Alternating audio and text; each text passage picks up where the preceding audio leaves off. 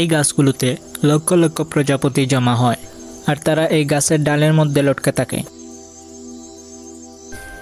এরা এইখানে এই কারণে আসে যে যদিও এখানের বাতাস অনেক ঠান্ডা, কিন্তু কানাডার থেকে অনেক কম ঠান্ডা আছে, কারণ কানাডাতে হাড় কাঁপানো ঠান্ডা। এখানের আবহাওয়া হাইবারনেশনের জন্য একদম পারফেক্ট।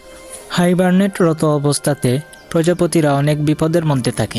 যদিও প্রজাপতির শরীরের পার্ট বিষাক্ত থাকে, কিন্তু অনেক পাখি আছে যেগুলো বিষাক্ত পার্টগুলো ফেলে দিয়ে অন্য অংশ খেয়ে ফেলে।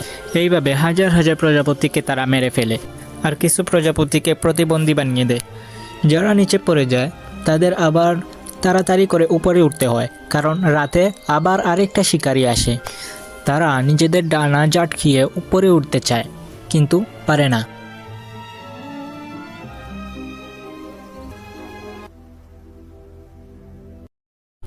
রাত হওয়ার পরেই আস্তে আস্তে তাদের উপর বরফ জমতে থাকে।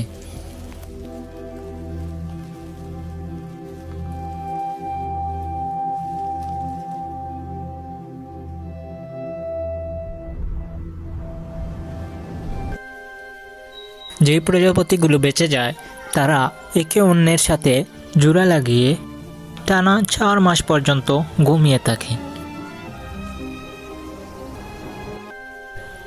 আর বসন্ত মাসের গরম বাতাসের সময়ই তাদের হাইবারনেশনের সময় শেষ হয়ে যায়।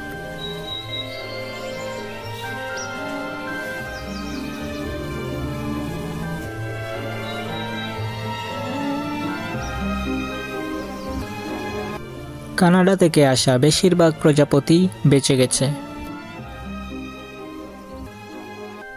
আগের বছর শীতের সময় তারা এই জায়গাতে এসেছিল, আর এখন তারা পানি খাচ্ছে।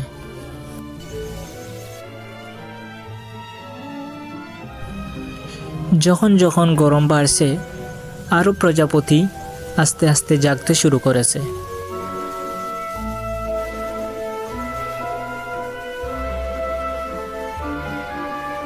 খুব তাড়াতাড়ি তারা আবার উত্তরের দিকে রওনা হবে।